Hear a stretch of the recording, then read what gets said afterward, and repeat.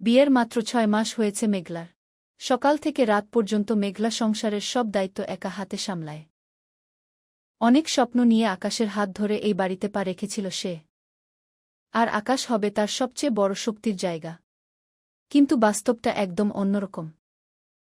বাপের বাড়ি থেকে তো কিছুই শিখে আসনি।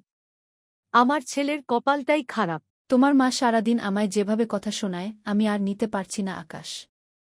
তুমি একটু মাকে বুঝিয়ে বলতে পারো না? মা একটু ওইরকমই প্রবীণ মানুষ। তুমিই একটু মানিয়ে নাও।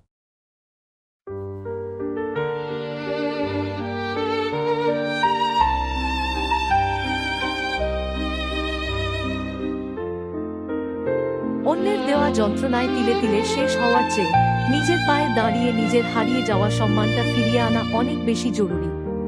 কেউ পাশে না থাকুক, সে নিজের পাশে নিজেই দাঁড়াবে।